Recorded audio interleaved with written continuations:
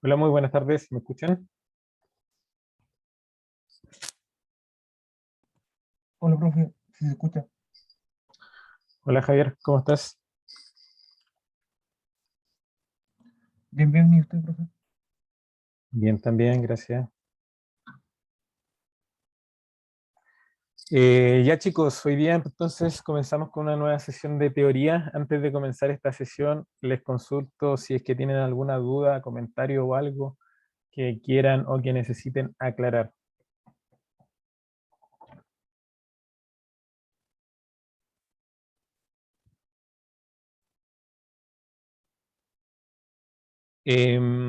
Solamente les puedo comentar yo por mi parte que se supone que la actividad de laboratorio comienza la próxima semana. Ustedes pueden o podrán ver desde ahora ya, creo, en el Canvas lo que es una guía de laboratorio. Creo que dejé una momentáneamente, que es la guía de actividades prácticas, y posteriormente a esta sesión les voy a subir una guía que es más bien mezcla un poco de la parte teórica con lo que tiene que ver con la parte práctica. Lo ideal es que antes de llegar al laboratorio, ustedes consulten esa guía, la lean, idealmente todo lo que tiene que ver, por ejemplo, con cosas básicas como lo que es el uso del microscopio, sobre todo me interesa harto las partes del microscopio, y quizás un poco de la sección que habla de los medios de cultivo. También en Canvas van a poder encontrar algunos apuntes, sobre todo de esta clase, que tiene que ver con, más que nada, me interesa mucho, quizá a lo mejor puede que queden algunas dudas de lo que tiene que ver con la formación del peptidoglicano, que va a ser una de las cosas que vamos a hablar durante esta clase. Y bueno, si obviamente ustedes tienen alguna otra consulta o algo, me lo pueden preguntar. Respecto a las secciones, no sé si ya les remitieron esa información de la sección en la cual ustedes van a estar, en este caso en microbiología. ¿Se ha contactado con usted el coordinador de la mención? Hola, profe. Hola. De momento no están las secciones listas. Yo Ya. hablé con el coordinador ayer y me dijo que probablemente hoy día lo iba a mandar. Ah, ya, qué bueno. Sí. Ya, yo tampoco obviamente tengo esa información aún, pero obviamente antes del martes debieran estar todo ok. No sé si tienen alguna consulta ustedes antes de comenzar la clase.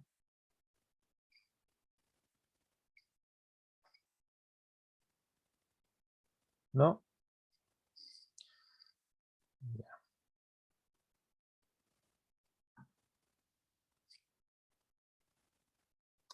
Ya, entonces vamos a iniciar hoy día con esta clase, que es una clase bien general, que más que nada la idea de esta clase es que sirva de un repaso respecto a algunos conceptos teóricos que tienen que ver con la estructura bacteriana. ¿Por qué es importante que recuerden esto? Porque muchas de las cosas que vamos a hacer en el laboratorio, quizás por ejemplo el tema de la tinción de Gram, y más a futuro el tema que tiene que ver con la medición de la susceptibilidad antimicrobiana, pasan por saber como base cómo está conformada una bacteria.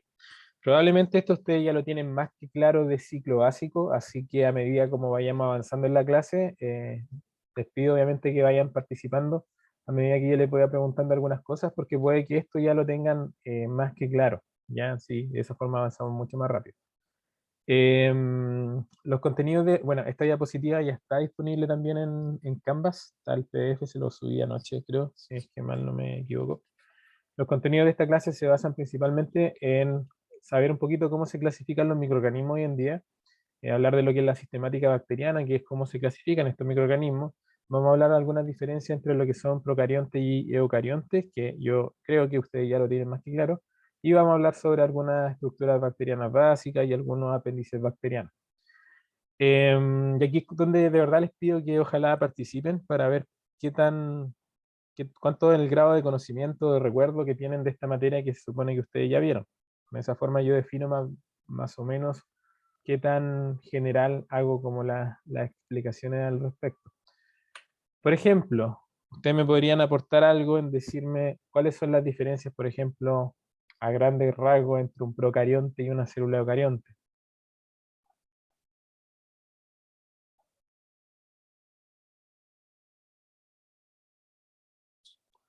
Los organelos, profesor. Ya, muy bien. ¿Cierto? Eucarionte en este caso tienen organelos. ¿Alguna otra diferencia?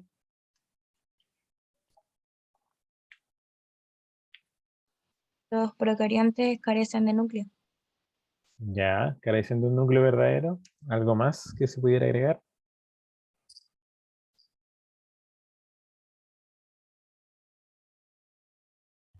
Algunos organismos procariontes poseen cápsulas. Ya, algunos poseen cápsula y la célula eucarionte no tiene cápsula.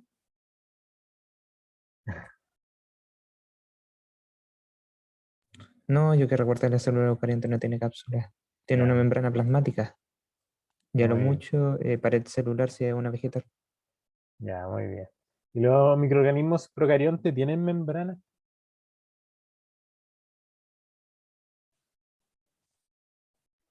Sí, también poseen membrana plasmática, pero por eso no la establecí como diferencia. Ah, ya.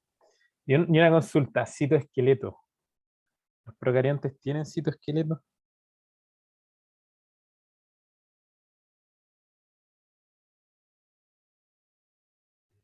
Creo que todo organismo celular posee citoesqueleto para poder mover sus organelos, tenga mucho o no.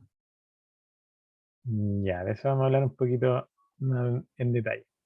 Por ejemplo, desde el punto de vista estructural, ustedes ya tuvieron cierto microbiología. ¿Cuáles son las diferencias o cuáles podrían ser las mayores diferencias entre un gran negativo y un gran positivo?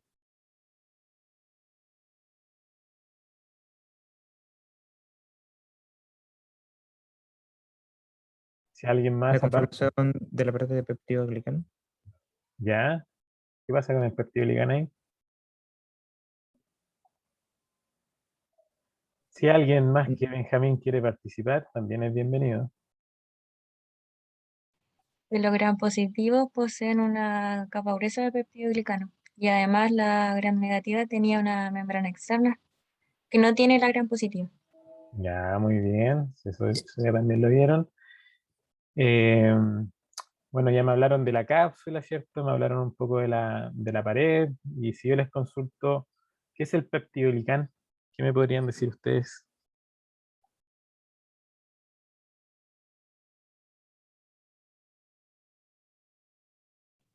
Era un polímero bastante grande que estaba compuesto de dos azúcares que iban como Ya, intercalados. ya, perfecto. ¿Y cómo se forma ese peptidoglicán?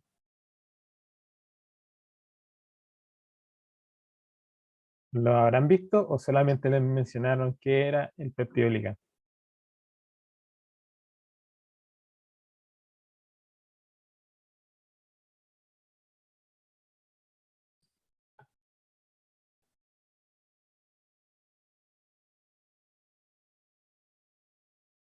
Ya, esa igual la vamos a dejar entonces para después. ¿Les suena lo que son las proteínas de unión a penicilina? ¿Habrán escuchado ese término? ¿Se lo habrán mencionado? Conocidas como PDPs. Esa era la enzima transpeptidasa. ¿Ya? ¿Qué hacen esas enzimas? Tenía que ver con la creación del peptidoglicano. Ya, muy bien. Participaban en la formación del peptidoglicano. Esas proteínas son bastante importantes desde el punto de vista clínico, ¿eh? ¿Por qué? Porque muchos de los antibióticos, que son pertenecientes al grupo de los beta-lactámicos, su target o su blanco de acción tiene que ver mucho con las funciones que cumplen estas proteínas de unión a penicilina. Que eso es lo que vamos a conversar un poquito hoy, un poquito a lo mejor más profundo quizás. Y la última pregunta, ¿qué es el lipopolisacárido y cuál es su importancia? Pero desde el punto de vista, ¿para qué le sirve a la bacteria tener el lipopolisacárido?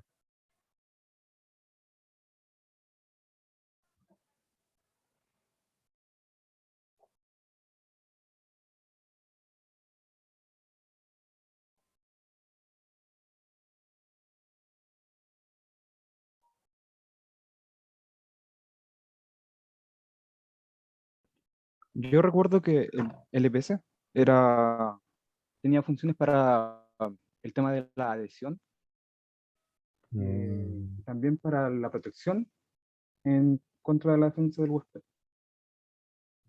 ya, ya, del LPS también entonces Eso, vamos a conversar un poquito más. Bueno, en relación al tema de la clasificación de los microorganismos, probablemente, no sé si les sonará este caballero, este investigador, Carl Guth, un microbiólogo estadounidense.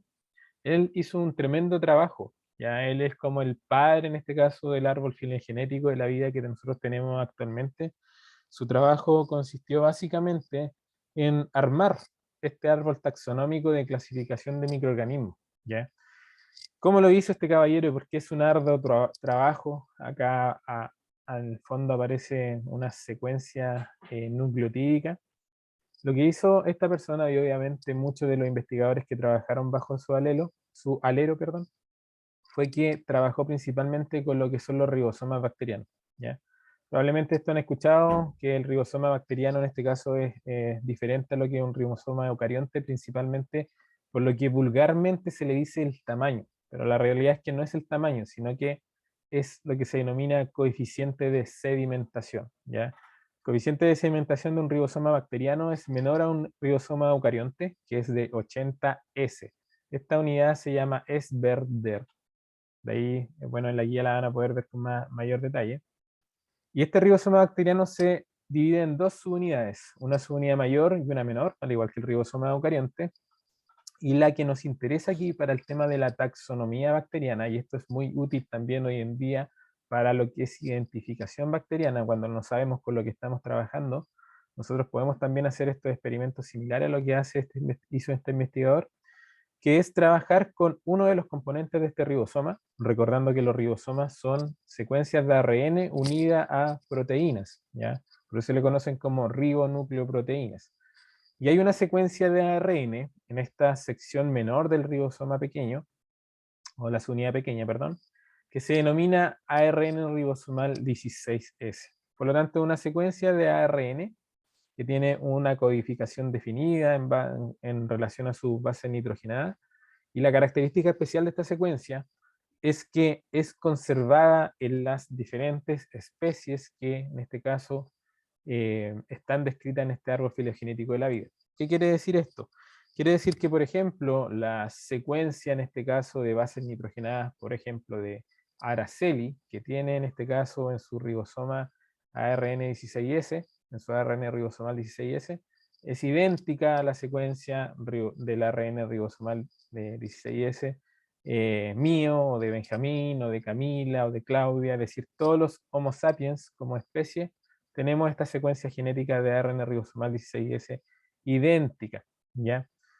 Eso es lo que él realizó, fue determinando en este caso las secuencias ribosomales de ARN ribosomal 16S, tanto de bacterias, de eucaria, y de algunos microorganismos que en ese minuto se catalogaban como bacterias, y observó que eran conservadas entre las especies y aparte podía servir para clasificar qué tan alejada desde el punto de vista taxonómico estaba una especie de otra. Por ejemplo, en este caso, todas los microorganismos que pertenecen al reino de bacterias, su secuencia de ARN ribosomal 16S es bastante más parecida entre sí que, por ejemplo, con los microorganismos que forman parte del dominio Archaea. Y de hecho, a través de estos experimentos, este microbiólogo estadounidense en este caso, definió este nuevo dominio de la vida, el reino que se denomina Archaea, que está compuesto principalmente por microorganismos que tienen cierta similitud, en este caso a los microorganismos del dominio bacteria o el reino bacteria, pero que las diferencias filogenéticas son bastante amplias y también tienen algunas propiedades estructurales que las caracterizan de por sí, ¿ya? Hoy en día esta secuencia de ARN ribosomal 16S, como les comento, se ocupa mucho en investigación para investigar nuevos microorganismos o saber o identificar microorganismos, y también se está ocupando mucho en algunos métodos diagnósticos de biología molecular que tienen que ver con identificación sobre todo de bacterias y de hongos que se ocupan efectivamente en el laboratorio clínico.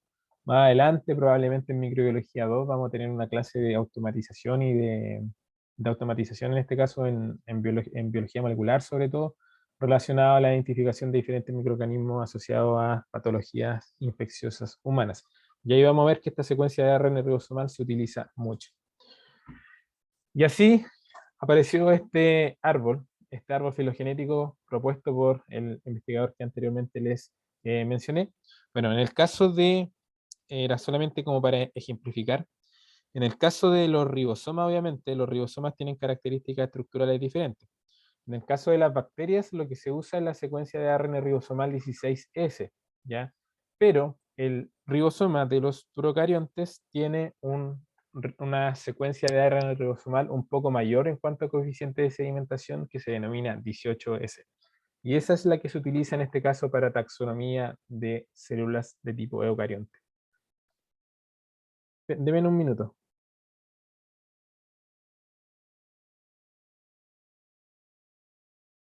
Ya. En el caso del dominio arquea y bacterias, la verdad es que, como les comenté antiguamente, estas arqueas no existían antes de estos experimentos realizados por Carl Woese, pero él obviamente ya sabía que habían ciertas bacterias que tenían algunas cosas estructurales un poco diferentes. Por ejemplo, estas bacterias que hoy en día se catalogan como arqueas presentan algunas diferencias estructurales en lo que son los enlaces de carbono a los lípidos que tienen sobre todo en su pared, ¿ya?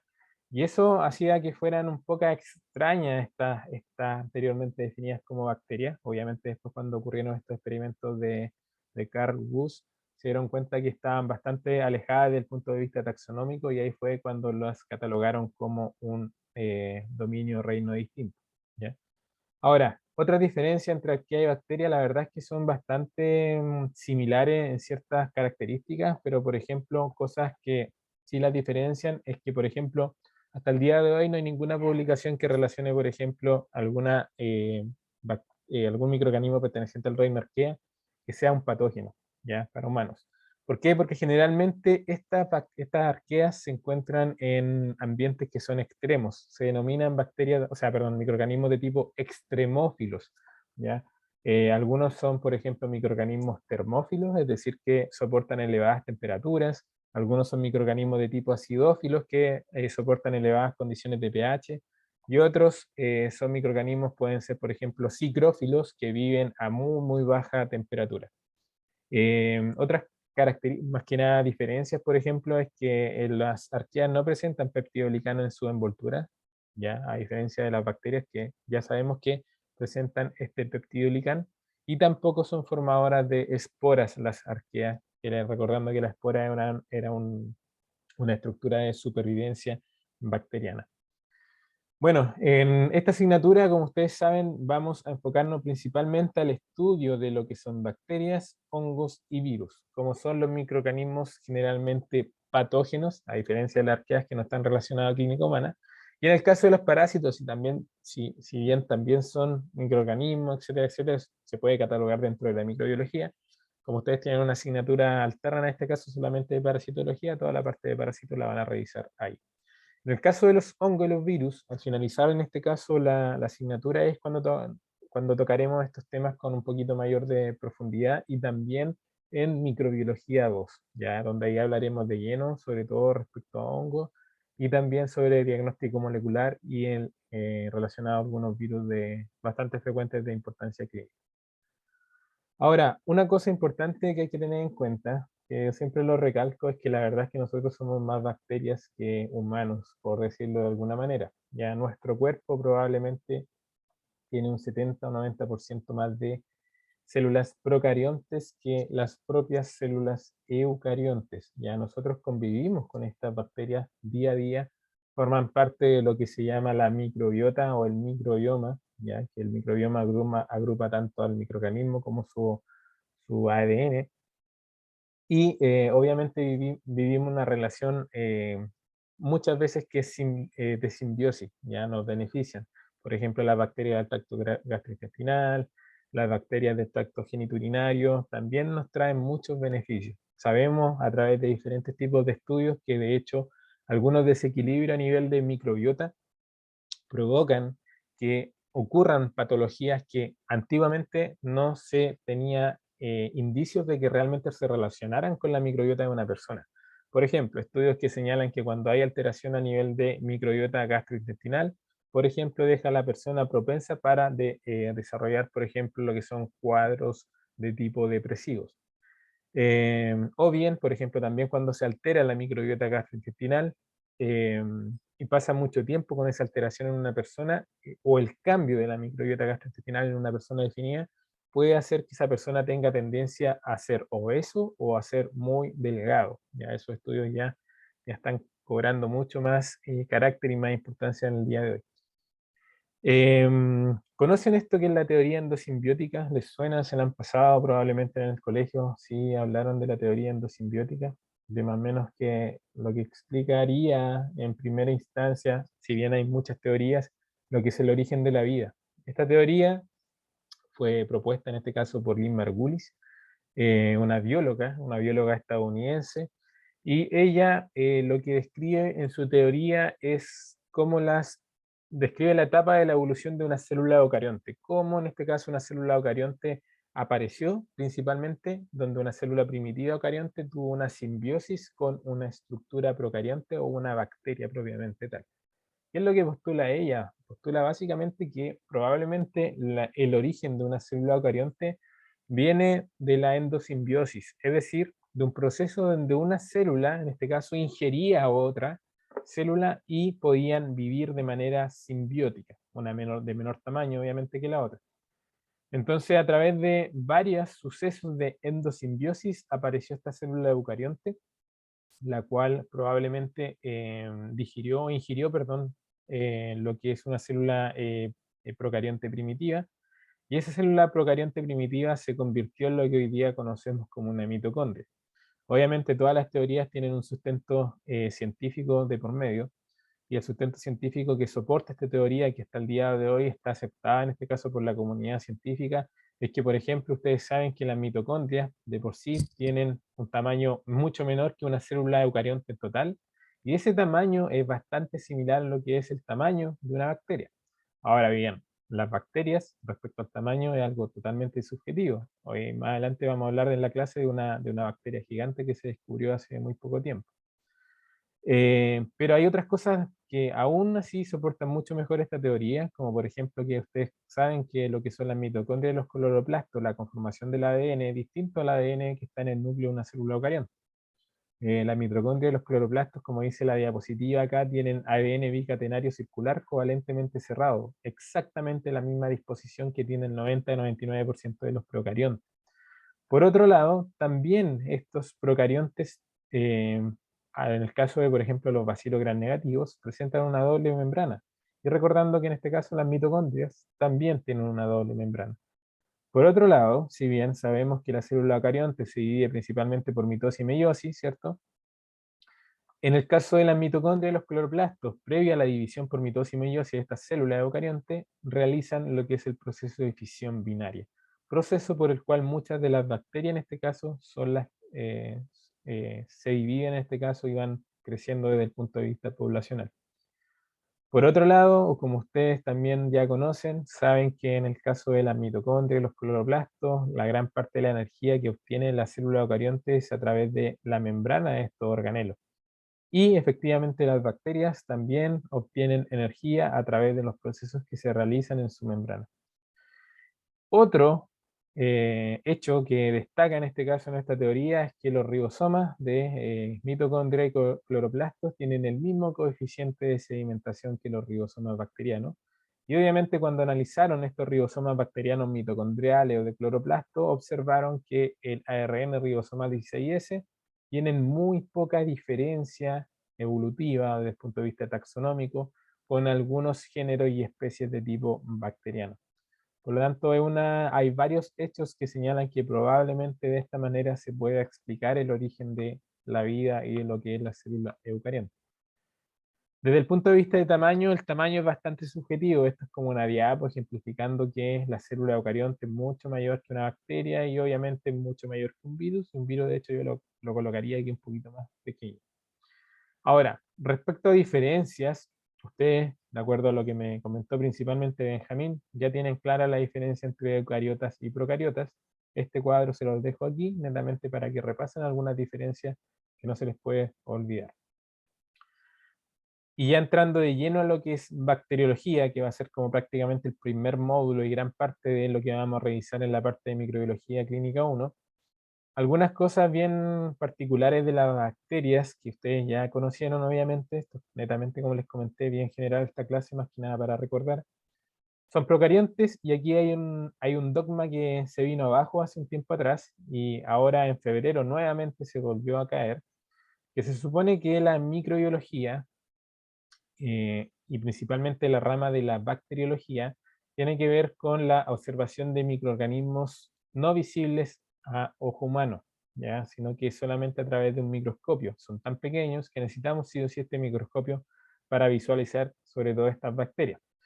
El tamaño, como dice aquí, la longitud es totalmente variable. Y de hecho en febrero anduvo dando vuelta esta noticia donde habían descubierto una de las bacterias más grandes conocidas por la humanidad, que tiene 5.000 veces más tamaño que una bacteria normal y es tan grande que puede verse a simple vista.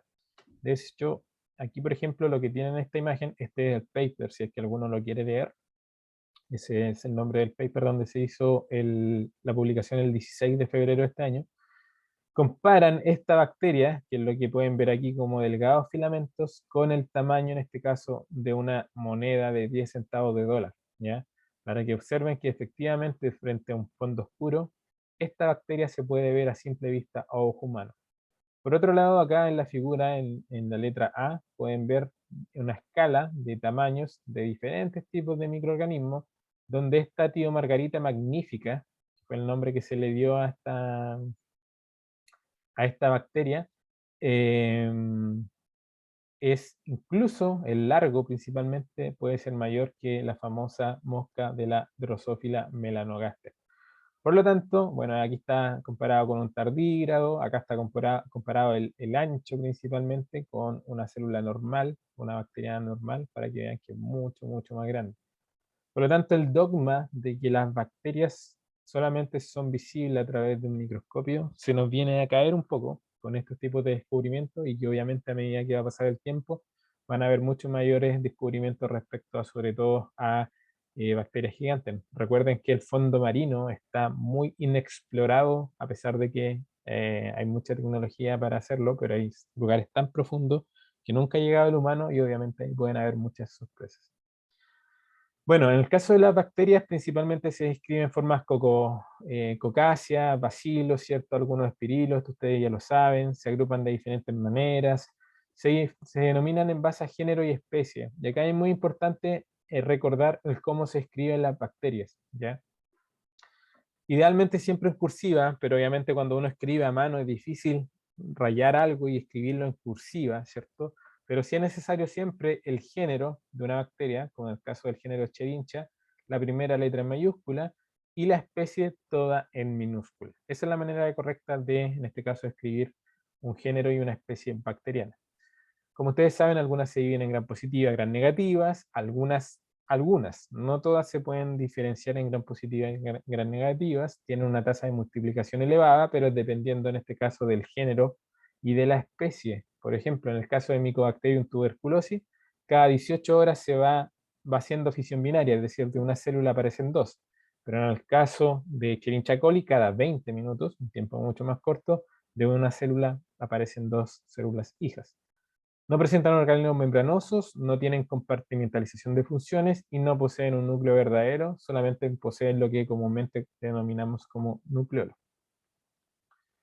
Ahora, desde el punto de vista de metabolismo, si bien vamos a hablar un poquito con más detalle, probablemente la próxima o la subsiguiente clase respecto a metabolismo, probablemente ustedes ya conocen conceptos previos de lo que es un microorganismo de tipo autótrofo, un microorganismo de que es heterótrofo, que son conceptos básicos en este caso de ciencia, y las bacterias pueden ser de las dos maneras, pueden ser autótrofas, heterótrofas, si son autótrofas también pueden ser bacterias fotosintéticas o quimiosintéticas, y las heterótrofas pueden tener diferentes tipos de relaciones con sus hospederos, ya pueden ser saprófitas, simbiontes, parasitarias, etcétera, etcétera.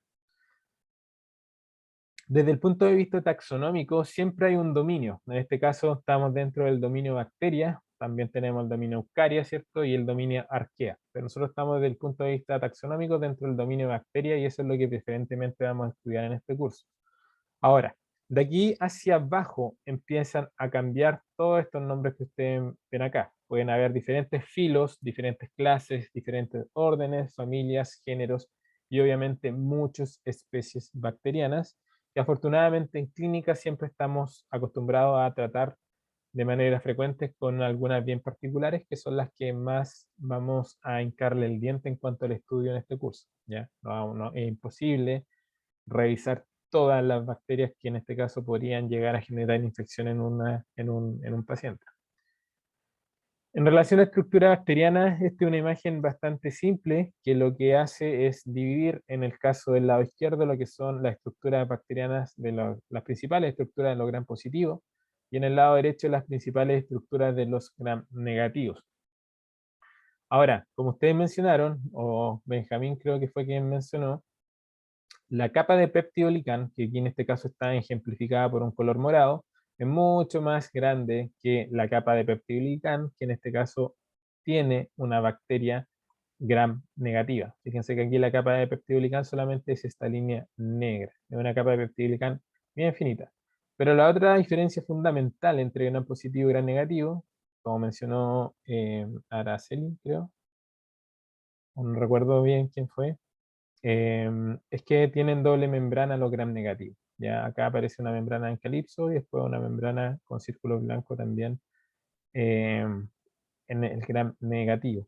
¿Ya? Es decir, acá tenemos una membrana externa y una membrana interna que también se le denomina membrana de tipo citoplasmática.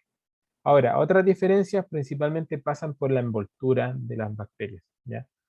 Y cuando hablamos de envoltura, es un concepto que tenemos que tener claridad, que es diferente cuando nosotros hablamos a pared, ¿ya? Pared bacteriana o envoltura bacteriana son dos cosas distintas.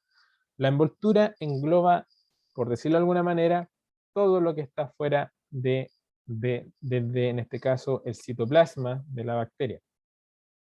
Y en el caso de la pared, empieza a englobar todo desde la capa de peptidolicán o bien desde la membrana externa de la gram negativa, ¿ya? Entonces, por ejemplo, acá en este cuadro, que es un cuadro de uno de los libros que les dejé también referenciado en la carpeta compartida de Canvas, que es bastante bueno, bastante simple también, fácil de estudiar, si es que lo quieren revisar, el Cherries.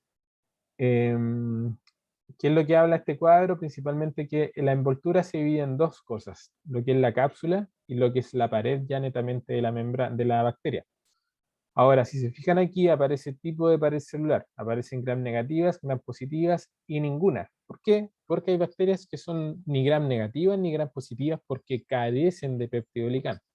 Recuerden que la clasificación de gram negativa y gram positiva es dependiente en este caso de la afinidad de los colorantes de la tinción de gram por en este caso, la pared celular de una bacteria. Pero en el caso, por ejemplo, de algunas bacterias intracelulares como micoplasma, como ureaplasma, entre otras, esas bacterias intracelulares carecen de peptidolicán. Por eso aparece aquí en este caso el concepto de ninguna. En relación a la cápsula, vamos a ver con detalles todas estas estructuras. La cápsula, la verdad es que es puede ser de polisacario, en gran parte de los casos son de cápsulas polisacáridas. También hay algunas cápsulas polipeptídicas, como en el caso de algunas especies del género Bacillus, y es algo que puede estar presente o no, que no es indispensable que la bacteria lo tenga, pero sí lo desarrolla frente a ciertos estímulos principalmente externos. Y en el caso de la pared, obviamente tanto gram positivas como gram negativas tienen una pared. La membrana exterior solamente está presente en gram negativas, tiene una abundante concentración de proteínas y eso lo hace ser diferente o ser una membrana muy diferente a lo que son las membranas de las células eucariontes. Tiene muchos fosfolípidos, obviamente, una membrana fosfolipídica y lipopolisacárido, que es una estructura que solamente en este caso está en gram negativos.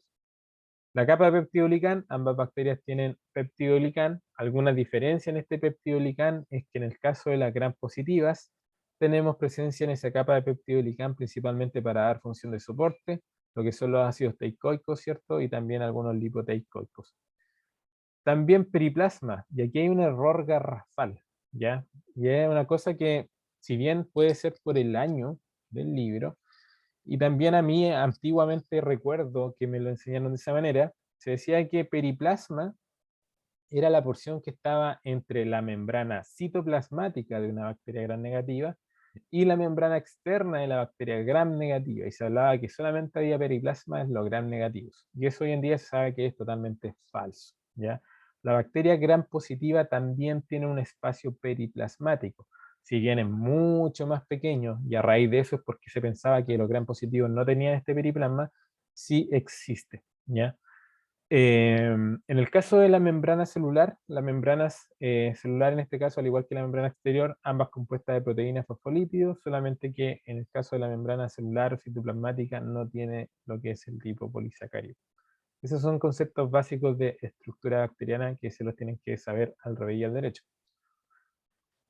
En relación a esta cápsula, acá hay una foto bastante linda, una microfotografía de un corte sagital de bacterias con un microscopio electrónico de transmisión, donde se puede ver lo que es la cápsula de la bacteria. ¿Qué es esta cápsula? Como dice la diapositiva, es una sustancia polimérica que generalmente tiene una naturaleza polisacárica, también puede ser polipeptídica, como les comenté, que no la producen todas las bacterias porque no es vital que la produzcan, ¿ya?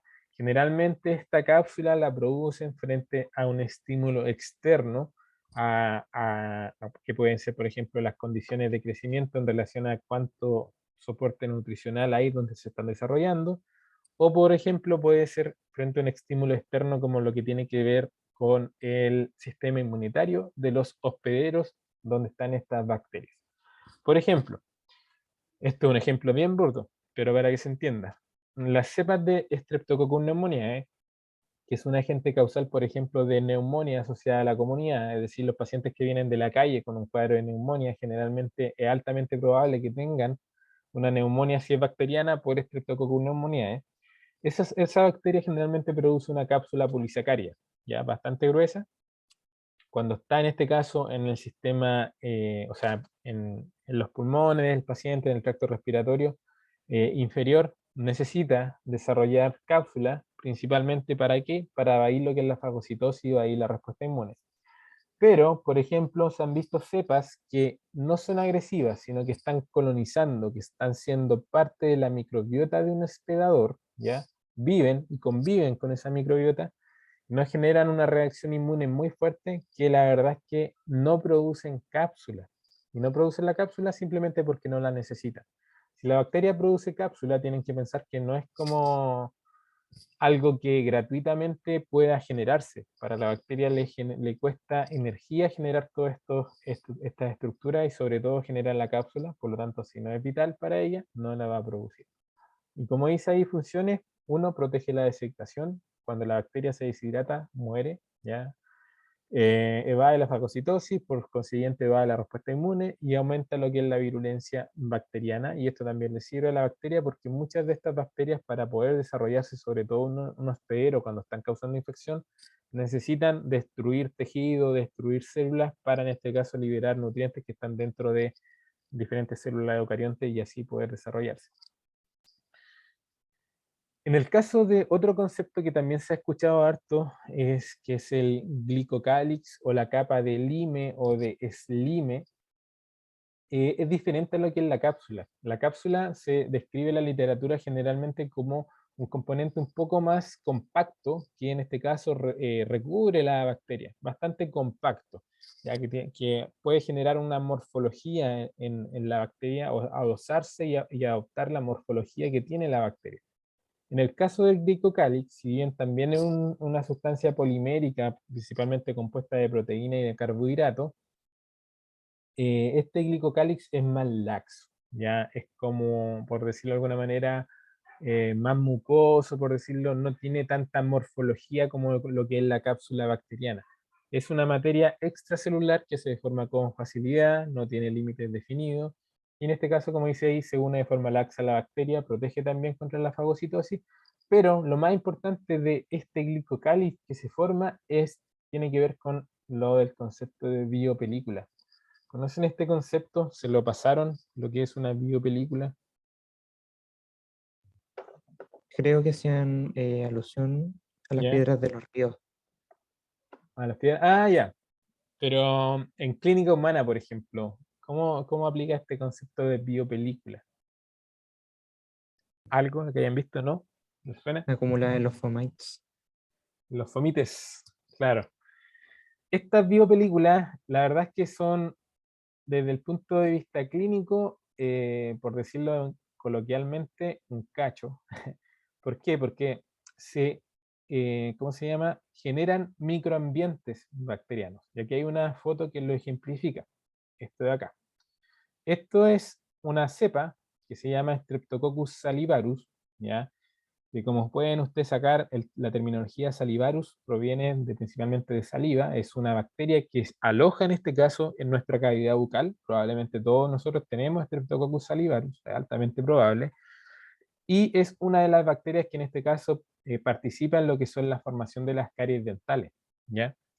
¿Y cómo forma caries dentales esta bacteria? Principalmente, obviamente, porque tiene factores de virulencia y tiene factores de adhesión, pero uno de los principales que hacen que muchas veces esa carie no se pueda recuperar, y en este caso se recurre al restartaje, muchas veces a la remoción de la pieza dental, es el hecho de que esta bacteria forma biopelícula, ¿ya? Lo que ven aquí ustedes son todos estos circulitos blancos, que probablemente son bacterias. Y si se fijan, aquí hay una capa bien laxa, como de una mucosidad, formando una especie de red, y todo eso corresponde a la biopelícula que se genera por esta capa de slime o de glicocálix, sumado en este caso al polisacárido que produce la cepa de Streptococcus salivarius.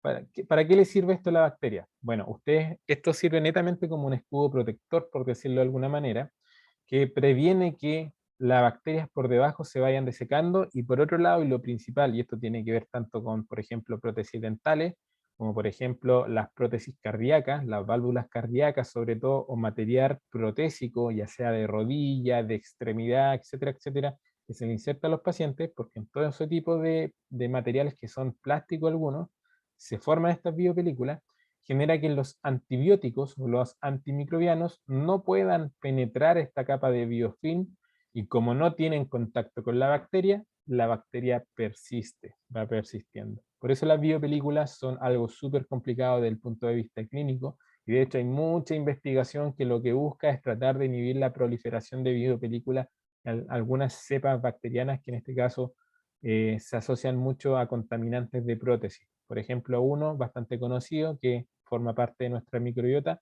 es el Staphylococcus epidermidis, ¿ya? Ahora, respecto a pared, la verdad es que respecto a pared, esto ustedes ya lo tienen claro, ya me lo comentaron, pero esta es una foto muy linda igual, también de otro libro que está dentro de la bibliografía. Es un corte también sagital y una visualización a través de microfotografía electrónica, microscopio electrónico de transmisión, donde se puede ver en este caso que las diferencias, uno siempre lo esquematiza de esta manera, ¿ya? Gran positivo, gran negativo, tenemos espacio periplámico, pared, donde tenemos el péptido helical, y la membrana plasmática y la membrana externa. Pero si nosotros lo viéramos con este microscopio, veríamos esto, y obviamente se traduce esto a lo que son los esquemas que nosotros siempre vemos. Una abundante capa de péptido helical en el caso de los gran positivos, a diferencia de los gran negativos, que casi es imperceptible la capa de péptido helical. Y lo que tenemos solamente en este caso, una membrana plasmática diseñada o graficada en rojo, ¿ya? En cambio acá tenemos una membrana plasmática y una segunda membrana, que sería la membrana externa, sumado a un espacio periplasmático que se nota aún mucho más que lo que es una bacteria gram positiva. Por eso antiguamente se decía que periplasma no había en gram positivo. Lo que tienen que tener claro es que el concepto de gram positivo, gram negativo, es un concepto que se ha ido acuñando por años para diferenciar estos dos grandes grupos de bacterias, ¿ya? Recuerden que hay algunas que no son clasificables en base a la tinción de Gram porque no tienen peptidoglicano. Pero para poder hacer esa clasificación de las bacterias, nosotros somos dependientes de la tinción de Gram. Por lo tanto, sensu estricto se está buscando otra forma de clasificar estas bacterias usando un término que no necesariamente sea ligado a aplicar alguna tinción o algún procedimiento de laboratorio para decir características de alguna bacteria en particular. Y ese concepto viene acuñado por la palabra monodermo y didermo, ¿ya? Por ejemplo, una gram positiva, como tiene solamente una membrana, se le denominan bacterias monodermas. Y en el caso de los gram negativos, como tienen dos membranas, como está ejemplificado acá, se les catalogan como didermas, ¿ya? Ahora, en relación a la pared, funciones que ustedes ya las conocen: protección, alteración mecánica, previene la lesión óptica, actúa como barrera contra agentes químicos y biológicos tóxicos, es responsable de la morfología, y es también el lugar donde se dan los intercambios de nutrientes metabólicos, ¿cierto? Porque es una membrana generalmente semipermeable. Vamos a hablar un poquito respecto a los gram positivos, primero.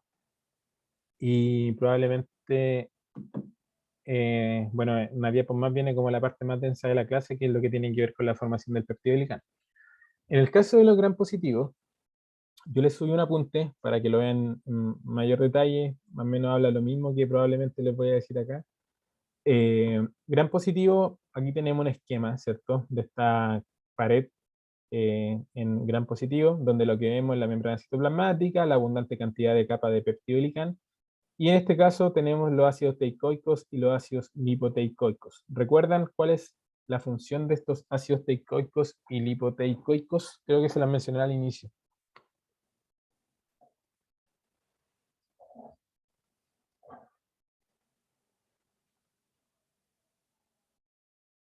O bien de ciclo básico, ¿recuerdan cuál era la función de los teicoicos y lipoteicoicos? Muy importante recordar que solamente están presentes en lo que son gram positivos.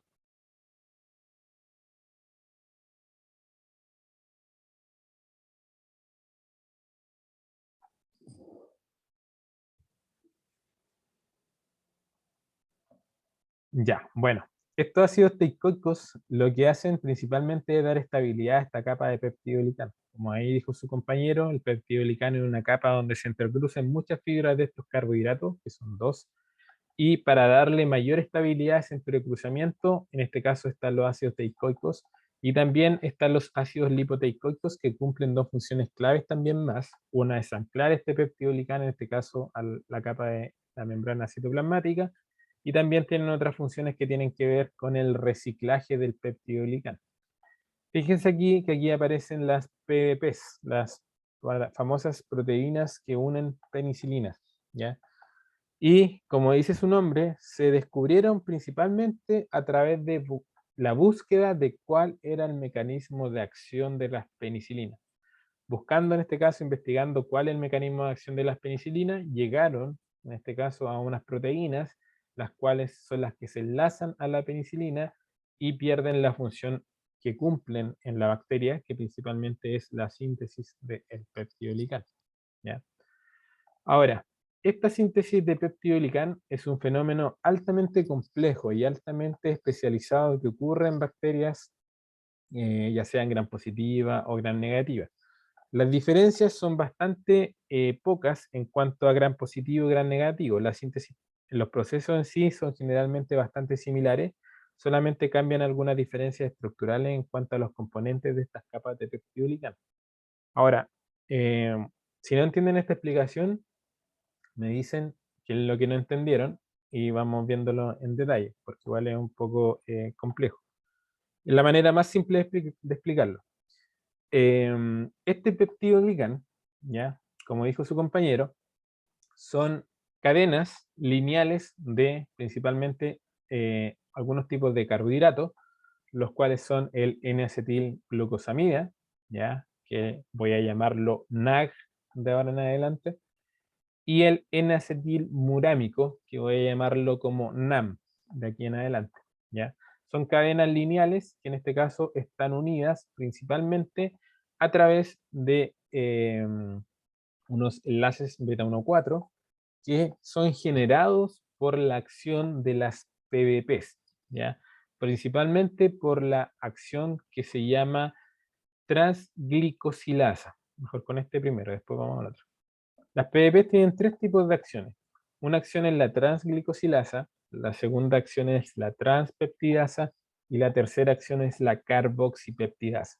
Ahora, dentro de las PDPs existen múltiples tipos de PDPs. Por ejemplo, la 1, la 2, la 2A, la 2B, la 3, la 4, la 5, que son generalmente las que más se describen. Cada una de esas PDPs cumplen un rol, en este caso, en la estructura o en la envoltura de las bacterias. La más conocida lejos es la PDP2 y lo vamos a volver a tomar en este caso el tema de la síntesis del peptidolicán, sobre todo cuando empecemos a hablar ya de Staphylococcus aureus y una bacteria particular que son los estáfilos meticilino resistentes, ¿ya? Pero estas PDPs, a través de su función transglicosilasa, lo que unen primero es estos dos residuos de carbohidratos, que son N-acetilglucosamida y N-acetilmurámico, principalmente en el citoplasma de la bacteria. Empiezan a formar estas cadenas lineales de peptidolicán. Posteriormente, cuando ya están estas cadenas lineales formadas, viene una acción que se denomina transpeptidasa de la PDP, que lo que hace es agregarle al NAM o al N-acetilmurámico una cadena de pentapéptidos, es decir, 5 aminoácidos. Acá si bien aparecen 4, ya vamos a ver por qué son 4 los que aparecen dibujados. Pero la cadena, la función transpeptidasa de la PDP es agregarle un pentapéptido, en este caso al N-acetilmurámico. Una vez que eso ya está conformado, de alguna forma tiene que pasar desde el citoplasma, en este caso, hacia el medio extracelular de la bacteria, esta formación y esta estructura. Y eso lo hace a través de un transportador que se ubica en la membrana citoplasmática, que en muchas bacterias recibe el nombre de bactoprenol. Entonces lo que hace ese bactoprenol es translocar lo que es esta estructura que se está formando hacia este sector. ¿Qué ocurre luego de eso? Viene una tercera función, en este caso de las PDPs, que es la función carboxipeptidasa. ¿Qué ocurre con esto? Estos son como verdaderos andamios que se están formando aquí y que están un poco dispersos, y lo que necesita la bacteria es que unir esos andamios para formar estas cadenas lineales de peptidoglicano. ¿Cómo lo hace? A través de la función carboxipeptidasa genera un puente de unión, como está aquí graficado en azul, entre cierto residuo de la cadena de pentapéptido que está unido al NAM, de una cadena lineal de peptidoglicán con otra cadena lineal de peptidoglicán a través, en este caso, también de su pentapéptido, generando este enlace que se ve aquí. Y esa es la función carboxipeptidasa. Ahora, como yo les comenté, es una cadena de pentapéptidos la que se une al ácido N-acetilmurámico. Pero cuando ocurre la función carboxipeptidasa de la PDP, en los últimos 2 residuos que están en esta cadena de pentapéptido son cortados y son residuos de D-alanina, ¿ya? Y así en este caso se va entrecruzando estas cadenas de peptidoglicán y se va generando en este caso esta capa creciente de peptidoglicán. Ahora, este proceso es un fenómeno constante que va ocurriendo en la bacteria, es decir, no es que solamente una vez dentro de su ciclo celular la bacteria forme peptidoglicán, sino que el peptidoglicán está en constante reciclaje, ¿ya? De hecho, hay una enzima acá que se llama muramidasas, porque este peptidoglicán también recibe el nombre de mureína, que lo que hacen es ir reciclando el peptidoglicán, es decir, estas capas de acá se van desprendiendo como si fueran unas verdaderas costritas o pieles a medida que pasa el tiempo celular de la bacteria, y lo que hacen esas enzimas es ir degradando esos fragmentos de peptidoglicán que se desprenden y tomando esos azúcares y volviendo a reciclarlos para que la bacteria los vuelva a utilizar, en este caso en la formación de su peptidoglicán, ¿ya? Eso es más o menos cómo se forma el peptidoglicán. Ahora, ¿qué es lo que quiere ejemplificar esto de acá? Lo mismo, ¿ya? Acá están las funciones de las PDP, las tres funciones, tranglicosilasa, transpeptidasa, carboxipeptidasa. Recuerden que no todas las PDP hacen las mismas funciones. Hay algunas que tienen una sola función y hay otras como la PDP2 que tienen la función transglicosilasa y transpeptidasa. Esta imagen de aquí, en este caso lo que ejemplifica es como la malla de peptidoglicán que tiene una bacteria. Si a esta malla de peptidoglicán nosotros le hiciéramos un zoom, como lo que está en la letra B, vendríamos viendo que es una cadena de M y G, es decir, de N-acetilmurámico y N-acetilglucosamida, ¿ya? Y que en ciertos sectores, cuando se contraponen dos N-acetilmurámicos, hay un enlace. Si a ese enlace nosotros le hacemos un zoom, encontraríamos lo que está acá. Ahora, ¿cuáles son los aminoácidos que componen en este caso esa cadena de, en este caso, tetrapéptidos que originalmente eran pentapéptidos? Generalmente en los gram positivos tenemos una D-alanina, una glutamina, una lisina, una D-alanina y un quinto aminoácido que es la D-alanina. En este caso, como ya se formó el enlace, se liberó esa D-alanina, se consumió, ¿ya? Y está unida, en este caso, un N-acetilmurámico con el otro N-acetilmurámico a través de la cadena de pentapéptidos, pero por un puente de pentaglicina. Es decir, ¿qué es lo que hace la función carboxipeptidasa de una PDP en este sector para formar este puente de pentaglicina? esa PDP lo que hace es que, recordando que todas estas PDP son enzimas y tienen especificidad por cierto sustrato y cierta estructura química, reconocen en este caso que en este sector de aquí habían 2 D-alanina y en este sector de acá hay 2 D-alanina. Y esa enzima reconoce ese sector, se une y cataliza en este caso el corte de una D-alanina y la formación de este puente de pentaglicina. Y así en ese caso forma esta estructura o une esta estructura entre el N-acetilmuránico. Ahora, ¿por qué se le llaman proteínas de unión a la penicilina? Porque cuando se estaba buscando la función, en este caso de la penicilina, descubrieron que la penicilina interrumpía la formación de este complejo, principalmente porque lo que hacía es que la PDP, en vez de tener afinidad o mayor afinidad por la D-alanina que debería estar en este sector, tiene mucha mayor afinidad por la estructura química del antimicrobiano, ¿ya? La cual es bastante similar a esta estructura de acá. Pero la PDP se une preferentemente al antimicrobiano, que a este sector de aquí, por lo tanto la bacteria deja de unir el N-acetilmurámico con el N-acetilmurámico y por lo tanto deja de construir su peptidoglicano. Y es así como funcionan todos los antimicrobianos o gran parte de los antimicrobianos que son derivados de las penicilinas, ¿ya? Y a raíz de eso, estas proteínas se les catalogó como las PDPs o proteínas de unión a penicilina, ¿ya? En este caso, inhiben la formación, en este caso, de este puente de pentaglicina y la unión del N-acetilmurámico de una cadena de peptidoglicán con otra. Acá sale ejemplificada la lisosima, porque dentro de nuestra inmunidad innata, como ustedes bien saben, tenemos algunas enzimas como la hidrolasa de las lágrimas o la lisosima, que lo que hace es que tienen poder antibacteriano y principalmente ¿por qué? Porque cortan el enlace beta 1,4 que se produce entre una N-acetilglucosamina y un N-acetilmurámico por acción transglicosilasa de las PDP. Por lo tanto, degradan peptidoglicán tanto la hidrolasa como la lisosima de las lágrimas, y eso en este caso ejerce su poder antibacteriano. Dudas. Es un poco enredado, no sé si se entendió. También hay un documento, un apunte que explica lo mismo, que fue el apunte que les subí, pero más o menos queda más o menos claro cómo se va sintetizando este peptidoglicán. Igual, como Creo les que comento, tengo que echarle harto repaso al apunte. una repasada al apunte. Ya, sí. Miren, esa es la manera más fácil de explicarlo. Probablemente una vez que lean el apunte, escuchen nuevamente la grabación, les va a quedar súper claro, porque la manera convencional de aprendérselo, o en su minuto cuando está en el magíster, era saberse todos estos pasos. Ya toda la enzima implicada en este caso, en la síntesis, la translocación, etcétera, etcétera, y algo totalmente engorroso y que no vale la pena tampoco para este nivel de curso, pero sí vale la pena saber esto, que fue lo básico, porque cuando veamos la parte de antimicrobianos, sobre todo el tema de los beta-lactámicos, que son antibióticos derivados de las penicilinas, tienen que saber al revés y al derecho el mecanismo de acción de esos fármacos. Y ese es el mecanismo de acción de los fármacos, inhibir este proceso. Ahora, ¿Fue? dígame. Con respecto a la enzima que dijo que se encargaba del reciclaje de la mureína, La- ¿no se ha probado, o sea, evitar que se produzca ese reciclaje?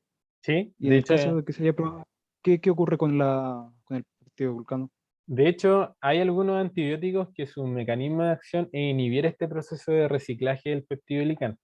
Y de hecho, por ejemplo, hay otro mecanismo mucho más interesante que vamos a ver más adelante, que la bacteria, por ejemplo, hay una bacteria A y B, ¿ya?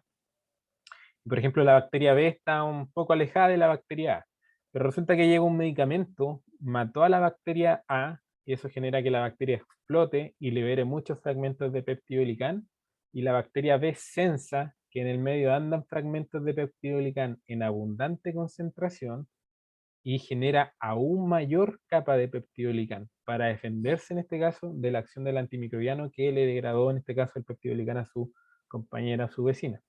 Ahora, cuando la bacteria deja de producir peptidoglicán, se pierde la función de esta capa, que principalmente es resistir lo que es la presión osmótica que hay en el medio extracelular para la bacteria, y la bacteria lo que hace es reventar, ¿ya? Y lo otro es que el peptidoglicán de cierta forma también ayuda a conservar la estructura celular.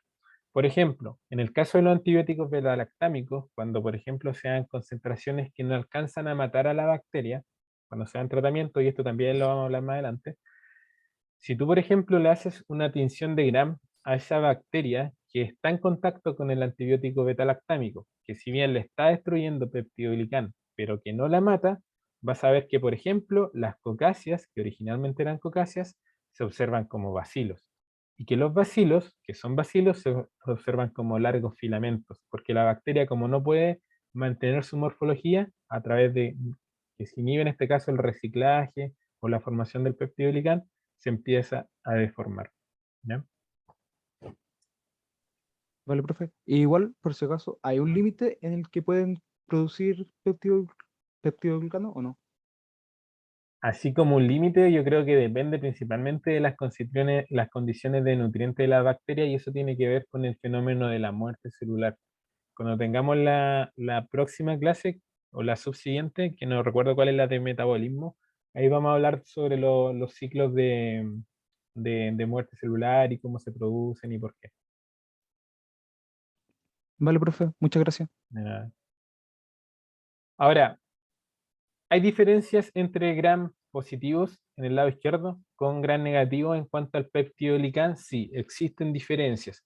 Quizás los pasos de la formación son bastante similares, pero por ejemplo hay diferencias un poco estructurales.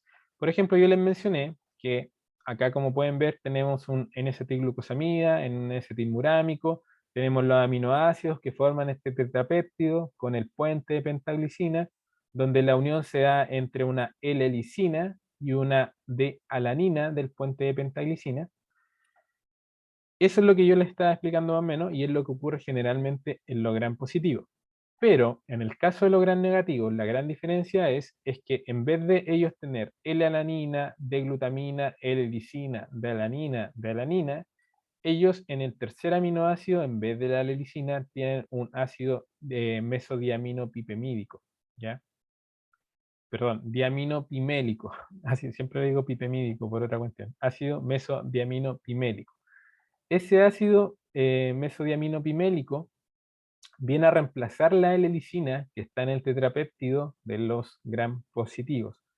Y ese reemplazo hace que no sea necesario la unión de una cadena de tetrapéptido con la otra a través del puente de pentaglicina, sino que esa unión, sea también a través de una PEP que tiene acción carboxipeptidasa, se hace directamente, ¿ya? En este caso directamente entre el aminoácido, el ácido mesodiaminopimélico con la D-alanina de la otra cadena de N-acetilmurámico. Esa es como la gran diferencia que hay en cuanto al peptidoglicán de un gram positivo con el peptidoglicán de un gram negativo, y obviamente eso hace que también se desarrollen algunos antimicrobianos que, si bien inhiben la síntesis del peptidoglicán, actúan de manera diferente, principalmente por estas diferencias estructurales. Ahora, recordando un poquito los teicoicos y los lipoteicoicos, la pregunta que le hice, bueno, la verdad es que los teicoicos están compuestos principalmente de fosfato de glicerol y el ribitol. El ribitol es algo ajeno para el cuerpo humano. Eso explica que muchas veces este ácido teicoico sea, en este caso, causal de por qué se genera una reacción inmunitaria frente a bacteria gram positiva, y también obviamente el peptidoglicán, que es algo externo para nosotros. Como les comenté, este ácido teicoico lo que hace es estabilizar el peptidoglicán. Son capas tan gruesas que obviamente a través solamente de estos enlaces, que son enlaces peptídicos cortos, no se puede estabilizar completamente toda esta capa de peptidoglicán. Por lo tanto, estos ácidos teicoicos se unen también al N-acetilglucosamina, y unen N-acetilglucosamina con N-acetilglucosamina, y en este caso estabilizan mucho más lo que es la capa del peptidoglicán. Por otro lado, estas moléculas de ácido lipoteicoico, como les comenté anteriormente, también sirven para estabilizar el peptidoglicán. Se unen preferentemente en lo que son las N-acetilglucosaminas, y también sirve de anclaje del peptidoglicán, en este caso a la membrana plasmática. Y como les comenté, existen estas enzimas, las muramidasas, que lo que hacen es participar en el reciclaje de esta capa de peptidoglicán, lo cual lipoteicoico también participa en lo que es la regulación de esas enzimas, que no se les pase la mano, por decirlo de alguna manera coloquial, degradando el peptidoglicán, ni tampoco esa degradación sea muy poca. Piensen que entre más gruesa la capa de peptidoglicán, todo lo que es nutriente, todo lo que es algo que necesite la bacteria, más va a costarle atravesar esta capa gruesa de peptidoglicán. Por lo tanto, a la bacteria, entre más gruesa su capa, pierde lo que se denomina el fitness bacteriano, es decir, el rendimiento en cuanto a la captación de nutrientes, ¿ya?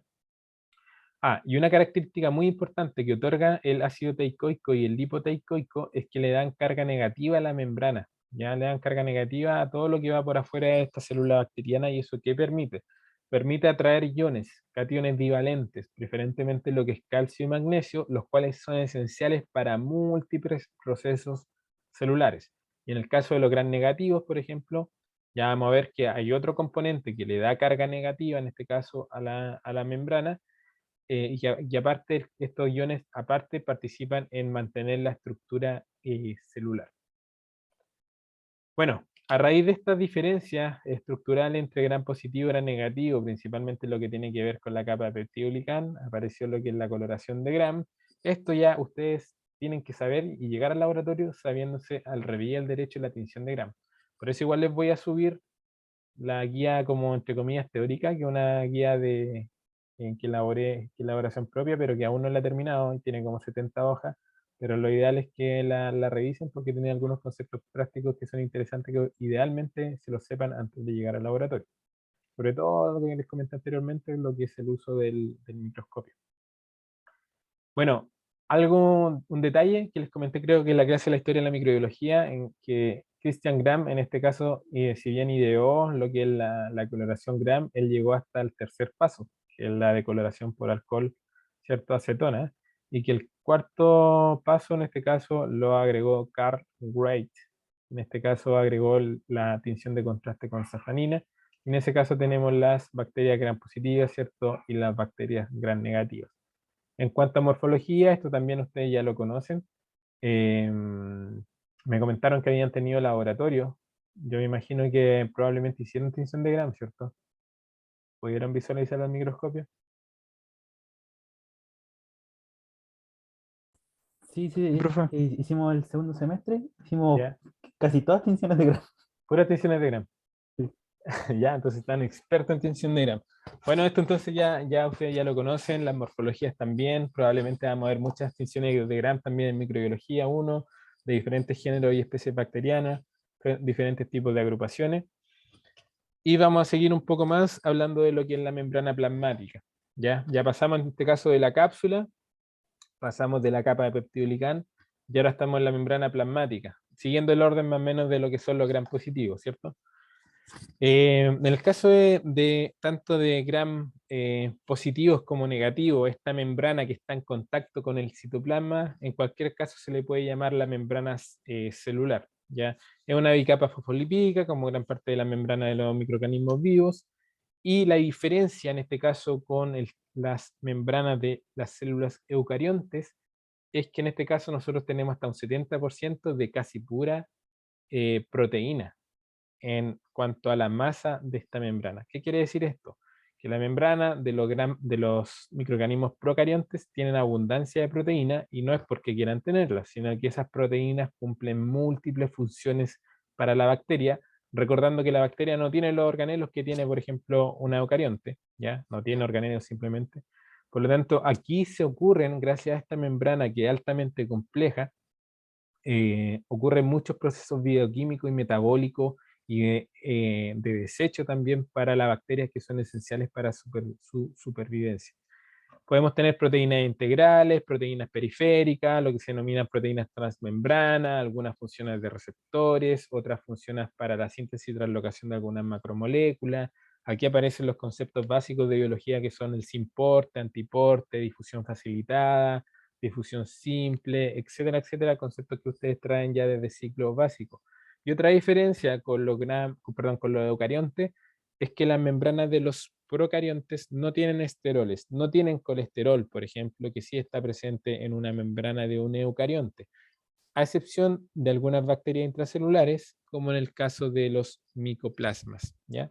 También a futuro, en algunas clases, vamos a hablar cuáles son los micoplasmas, los uraplasmas, cómo se diagnostican. Piensen que estos no se pueden ver con tinción de Gram, que son microorganismos súper pequeños, por lo tanto ahí aplican otros métodos diagnósticos que se alejan un poquito de lo que es la microbiología básica convencional.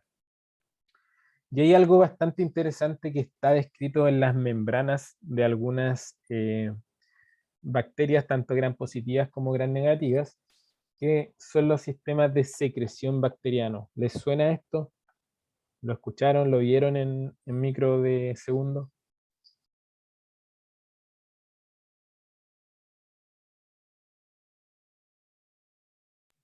Me parece que no. ¿No? Esta es una cosa muy interesante que solamente vamos a encontrar en estas bacterias, ¿ya? Que en este caso acá está ejemplificado con lo que es una, como tienen membrana externa e interna, una gram negativa. Y obviamente aquí tienen muchos nombres y muchas siglas que a mí no me interesa que se las aprendan, pero sí me interesa que sepan que existen 5 tipos de sistemas de secreción, ¿ya? Esto de acá, SEC dependiente, SEC independiente, tienen que ver el cómo trabajan, que tampoco es para el nivel de este curso, pero sí tienen que saber que existen, por ejemplo, sistemas de secreción súper específicos de algunas bacterias, como por ejemplo el sistema de secreción tipo 3, que son estos son puras proteínas que están juntas, que forman esta estructura, que si bien aquí está ejemplificada bastante bonito, si ustedes, por ejemplo, hicieran un corte de una bacteria para ver esta estructura y la observaran a través de microscopía electrónica de transmisión, verían efectivamente una estructura de este tipo. Son verdaderas maquinarias que le dan una funcionalidad a la bacteria. Por ejemplo, hay un sistema de secreción que es este tipo 3, que lo forma la bacteria, fíjense que es dependiente de ATP, para formar lo que ustedes conocen como el flagelo bacteriano. ¿Ya? El flagelo bacteriano es un motor que tiene la bacteria que se forma a través de múltiples proteínas que son transmembranales, que es una maquinaria totalmente compleja, donde si se fijan aquí aparecen como unas pelotitas, por decirlo de alguna manera, ¿ya? Que son unidades de flagelina, de la proteína que forma el flagelo, que se van secretando hasta el extracelular a través de estos canales y van formando una estructura hueca que forma parte de lo que conocemos como el flagelo. Más adelante vamos a ver cómo funciona este flagelo. También en otro caso, por ejemplo, pueden provocar estas estructuras que son bastante similares, pero que tienen otras funciones, como por ejemplo una función que se denomina el inyectosoma. ¿Y de dónde viene la palabra inyectosoma? Es un mecanismo por el cual, en este caso, la bacteria, cuando coloniza, por ejemplo, una persona y quiere destruir las células, lo que hace es que se ubica la bacteria al lado de una célula eucarionte y en este caso le inyecta directamente al citoplasma proteínas que son tóxicas para la célula eucarionte y le induce su apoptosis o su necrosis dependiendo en este caso del mecanismo. Y eso hace que la célula eucarionte se lise. Es decir, aquí la bacteria no gasta energía, por ejemplo, secretando enzimas como lisosima, como hemolicina, ni nada por el estilo, sino que le inserta como una jeringa molecular. A través de esta jeringa le inserta como un veneno, por decir, un tóxico a la célula eucarionte y la destruye. Y eso ocurre, por ejemplo, con una proteína que se llama CAGA, que es una de las proteínas que produce Helicobacter pylori, ¿cierto? Esta bacteria que nos provoca gastroenteritis, acidez estomacal y algunas producen cáncer, ¿cierto? Secretan, tienen este sistema de secreción tipo 4, tipo inyectosoma, donde pueden secretar factores de virulencia y destruir directamente lo que son las bacterias, ¿ya?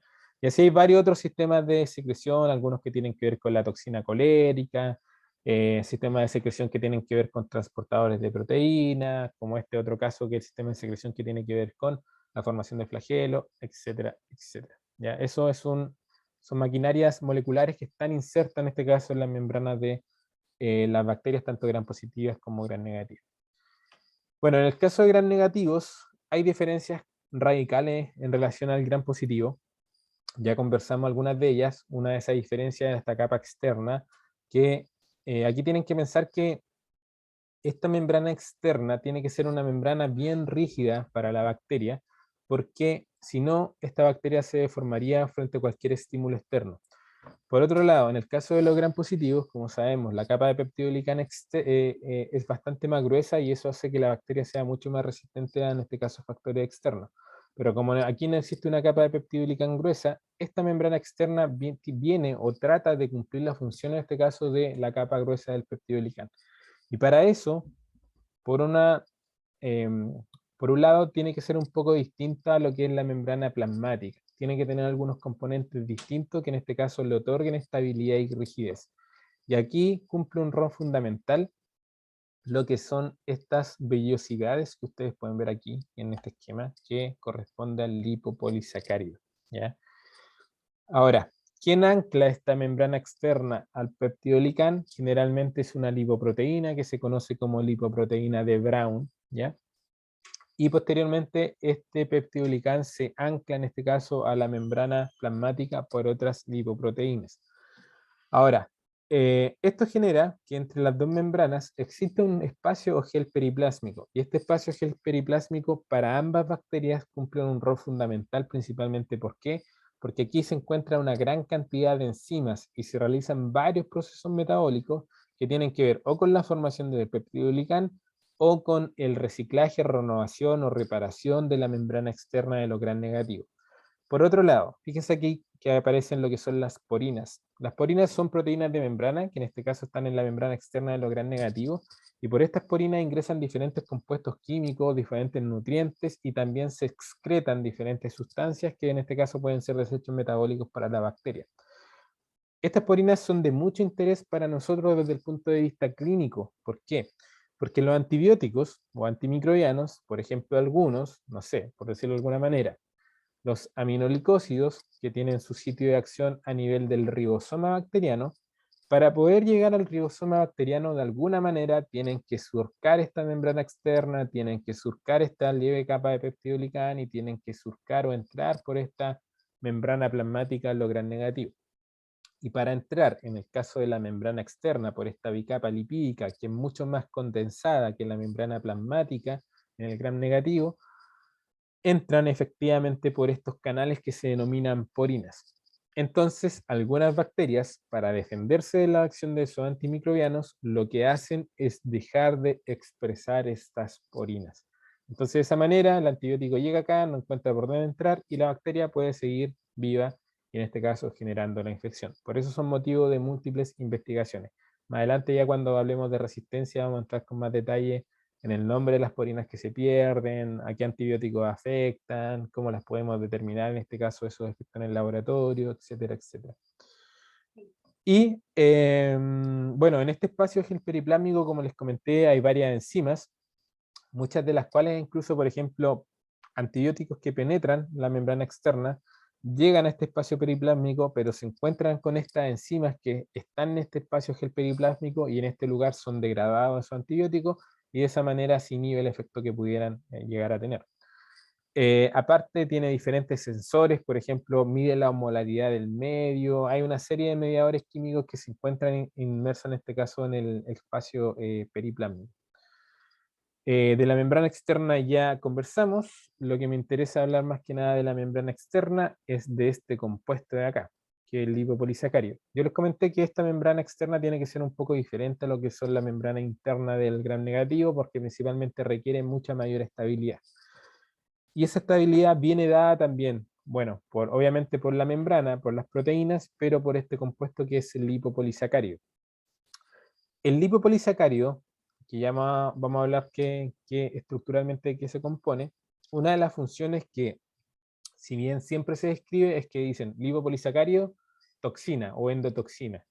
Pero eso es lo que le hace a una célula eucarionte, o eso es lo que le hace en este caso a una persona, ¿ya?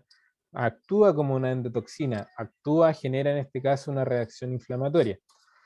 Pero la bacteria de por sí la tiene que producir, independiente o no esté colonizando o infectando a una persona, y la tiene que producir porque este lipopolisacárido le da estabilidad a la membrana. Esa es la función que cumple, en este caso, es la bacteria de por sí. ¿Y cómo le da estabilidad? Principalmente porque le otorga una carga negativa, y en este caso atrae esa carga negativa a cationes divalentes, que también le sirven para diferentes procesos celulares a la bacteria, y esos mismos cationes divalentes generan que entre lipopolisacárido, principalmente en estas porciones azules que se conocen como el lípido A, se generen enlaces covalentes entre sí, y estas, como por decirlo de alguna manera, esto actúa como una malla del lipopolisacárido, otorgando mayor rigidez, ya que están enlazados uno con otro. Y tienen que pensar que hay muchos lipopolisacáridos, como en la imagen de acá, sobre la membrana, en este caso, de la bacteria. Este lipopolisacárido, si bien es conocido como la endotoxina en la bacteria, tiene 3 componentes y probablemente ustedes ya lo conversaron. Uno es el lípido A, el segundo es el polisacárido nuclear y el tercero es la cadena lateral o el antígeno somático. El lípido A es lo que se conoce vulgarmente como la endotoxina. Es totalmente tóxico, es pirógeno, está encargado de generar reacciones inflamatorias superpotentes, el que explica, por ejemplo, la reacción febril en un cuadro de sepsis, es quien explica, por ejemplo, una reacción de coagulación intravascular diseminada en un paciente crítico, ¿ya? Y eso es principalmente porque los ácidos grasos que tienen, o que contiene en este caso el lípido A, es un ácido graso que el organismo de nosotros no lo reconoce porque nosotros no lo tenemos. Nuestras células en este caso, por ejemplo, tienen glicerol. En el caso de las bacterias, el ácido graso que está ahí es la glucosamina. Y eso actúa como un componente tóxico. Posteriormente, en este lipopolisacárido viene un polisacárido nuclear que hace como un conector entre la tercera porción y la primera porción del lipopolisacárido. Y este polisacárido nuclear también tiene carbohidratos que son inusuales y que son reconocidos como tóxicos para el organismo. Por ejemplo, tiene este ácido 3-desoximanoctusolínico, que es mejor decirlo como el KDO, que es la estructura que está aquí, KDO, sumando a un residuo de etanonamina y de heptosa. La función de esta estructura principalmente, como les comenté, es unir, y es una estructura que está altamente conservada en varias especies bacterianas, ¿ya? Y la última estructura, que es la que nos importa desde el punto de vista de taxonomía o de identificación bacteriana, es esta última cadena que se llama cadena lateral o antígeno somático, ¿ya? O antígeno de cuerpo, por decirlo de alguna manera. Y se le denomina antígeno porque obviamente genera una reacción inmunitaria y es posible determinarlo a través del uso de anticuerpos conocidos. Por ejemplo, ¿hablaron de técnicas serológicas para identificar bacterias? ¿Conversaron, por ejemplo, a lo mejor de la serología de Salmonella o la serología de Streptococo?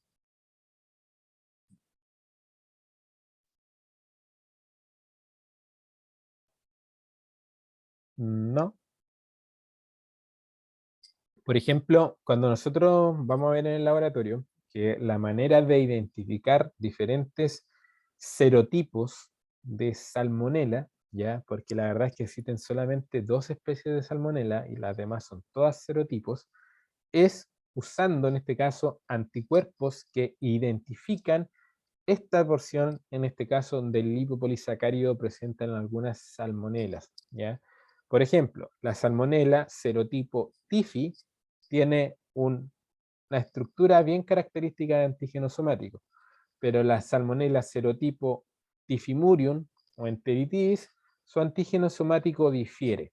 Y esa diferencia yo la puedo pesquisar con anticuerpos que se venden comercialmente que me sirven para identificar en este caso el antígeno somático O.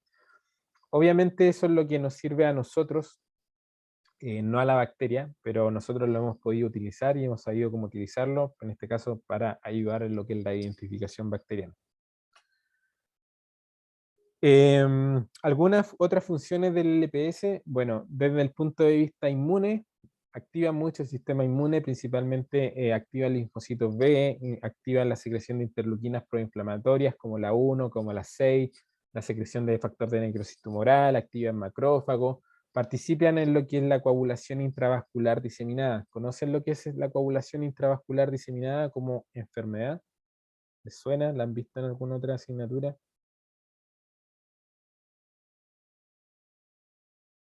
Me temo que no, profesor. ¿Han escuchado alguna vez a una persona que le dio CID? Por ejemplo, en estas series de médicos, donde los médicos hacen de todo, de repente dicen, tiene diagnóstico de coagulación intravascular diseminada. Ya, la CID, por ejemplo, a simple rasgo, disculpen, déjenme callar a mi perrito.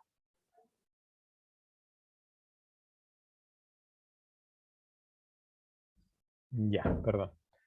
la coagulación intravascular diseminada es una infección donde básicamente lo que ocurre es que el sistema inmune se descontrola. Y uno de los posibles motivos de este descontrol obviamente es cuando tenemos una infección por un gran negativo. ¿Qué hace el cuerpo? El cuerpo primero empieza a formar muchos trombos, muchos coágulos. Y piensen que los coágulos se forman a través de, en este caso, proteínas que andan en circulación. Y que obviamente se acaban. Si yo, por ejemplo, formo muchos coágulos, voy a acabar totalmente con esas proteínas que me ayudan a formar estos coágulos. Paso seguido, ¿qué ocurre con la persona que tiene una coagulación intravascular diseminada? Es decir, formó muchos coágulos en toda su circulación sanguínea. Como no tiene proteínas para seguir generando más coágulos frente a cualquier tipo de injuria, cualquier tipo de golpe, se le genera una hemorragia. ¿Qué le ocurre a la persona por dentro? Le da una hemorragia masiva y se desangra. Eso es una coagulación intravascular diseminada. Obviamente tiene un manejo clínico, terapéutico. Generalmente los pacientes tienen que ser tratados en la unidad de tratamiento intensivo o en la UCI. ¿Y quién explica, por ejemplo, cuando hay infecciones o sepsis por bacterias gram negativas, este proceso de CID? En este caso es la fracción del lipopolisacárido. Ahora también pueden encontrar otro concepto, le adjunté también en esa misma carpeta de apuntes, están dos archivos, uno que tiene que ver con la clase y el segundo es un paper, que habla principalmente de este lipopolisacárido. Y ahí menciona también la existencia de otro componente que tienen algunas otras bacterias, como Neisseria meningitis, Neisseria gonorrhoeae, Haemophilus influenzae, Haemophilus ducreyi, que ellos, si bien son gram negativos, no tienen lipopolisacárido, ¿ya? Tienen lipooligosacárido, ¿ya? Que es básicamente el lipopolisacárido sin el antígeno somático. Es decir, estructuralmente es lo que pueden ver acá. ¿Ya? Tiene el lípido A, el COR y el antígeno somático del LPS, pero el lipooligosacárido no tiene esta sección de acá.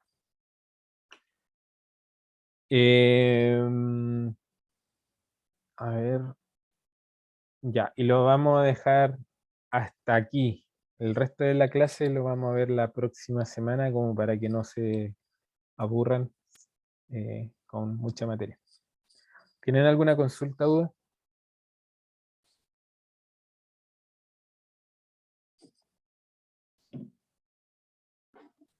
Creo que unas cuantas, pero no puedo pensar en una en específico ahora mismo. Bueno, si tienen alguna duda, pues me puedes decir, o la próxima clase lo podemos conversar, o bien me pueden mandar un correo para tratar de aclararlo, o bien en el laboratorio igual lo podemos seguir conversando. No sé si a alguien, algo puntual, que no le haya quedado claro. Bueno, lo más difícil es el tema de la síntesis del peptidoglicano. Pero a lo mejor con la guía les queda un poquito más claro, y si no, por último después lo podemos ver en el laboratorio con pizarra y dando ejemplos.